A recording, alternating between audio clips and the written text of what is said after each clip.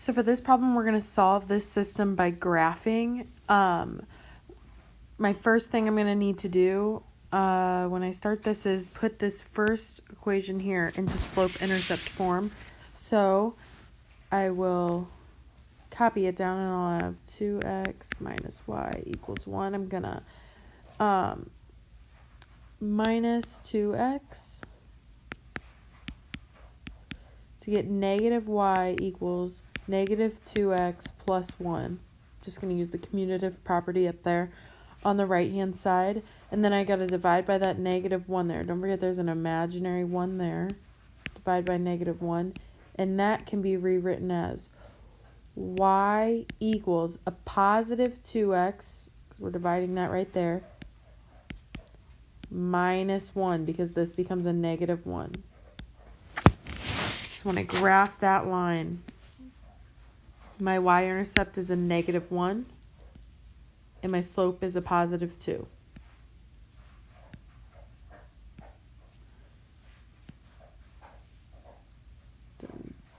Make as straight as line as possible on the iPad here. And then my second line is y equals negative 3. I always think of the table, x and y. All my y values are negative 3.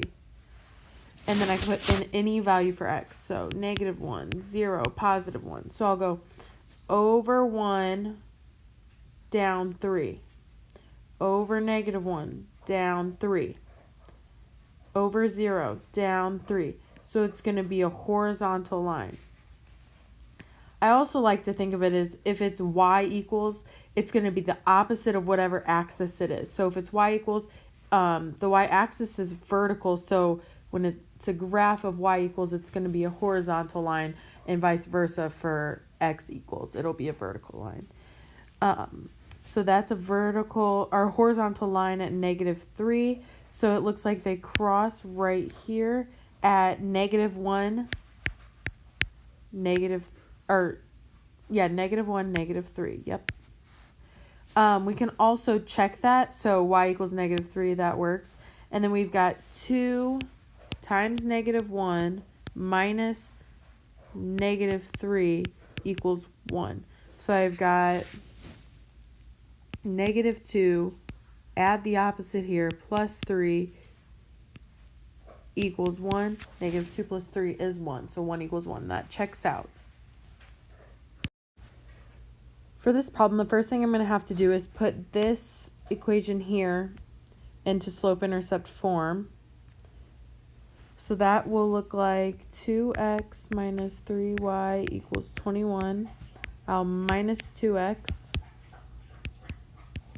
That'll leave me with negative 3y equals negative 2x plus 21. I'll divide by a negative 3. I'll divide this entire side by a negative 3 as well. And that leaves me with y equals, becomes a positive 2 over 3x. And it becomes minus 7 because it's a positive 21 divided by a negative 3. Then I'll graph that down here.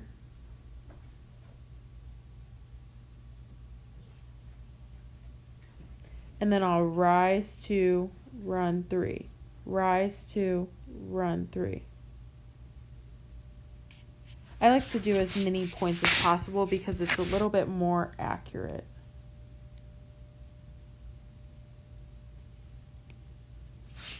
Then the second equation here, it's already in slope-intercept form, so I'm going to go to a positive 3 and plot that point.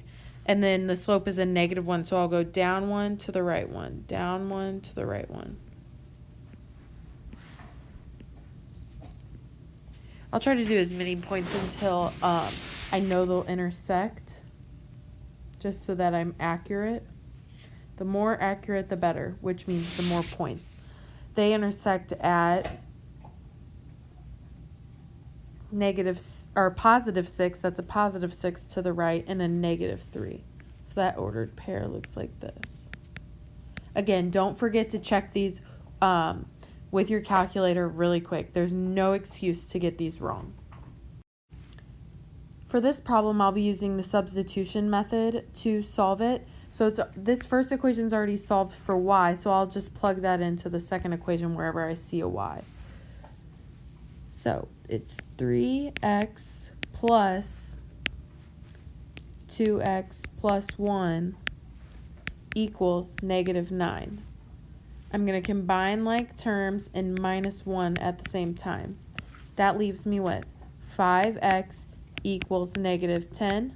I'll just divide by that positive 5, divide by the positive 5, and it's x equals -2. Then I'm going to take that value and plug it into this first equation up here.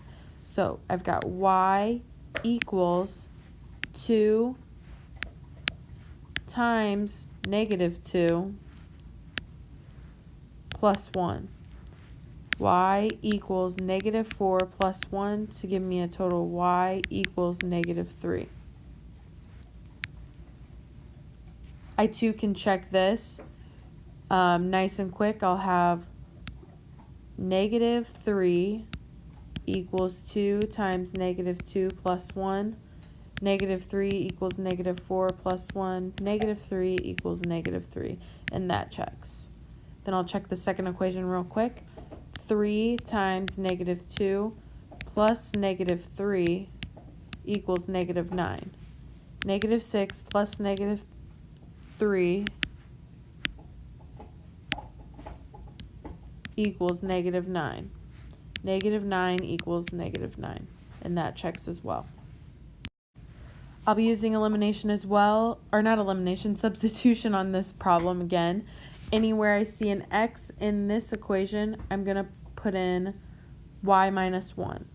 So I've got a -1 right here times y minus 1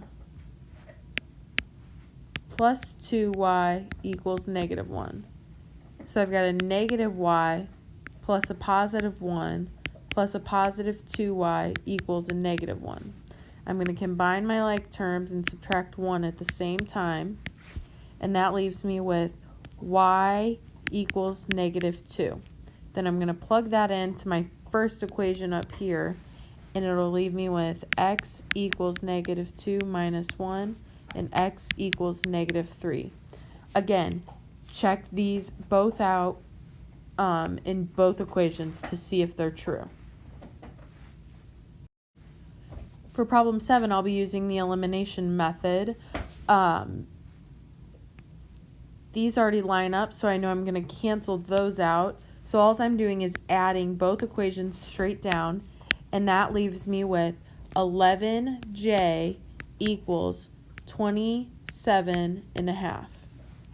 I'll divide by 11 and divide by 11, and that will leave me with j equals 2.5.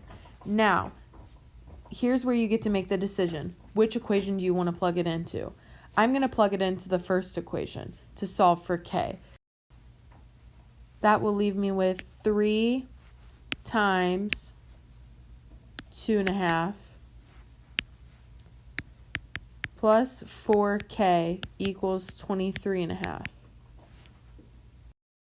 That will leave me with 7.5 plus 4k equals 23.5, and I'll subtract 7.5 from both sides, and that'll leave me with 4k equals 16, and then divide by 4, which leaves me with k equals 4. So in my solution box, I'll have j equals 2.5 and k equals 4. This last one, I'm going to be using the elimination method again. Now there's two ways I could do this. I could cancel my x's. If I were to do that, I would have to multiply the second equation by a -4 to make it a +4, which is the opposite.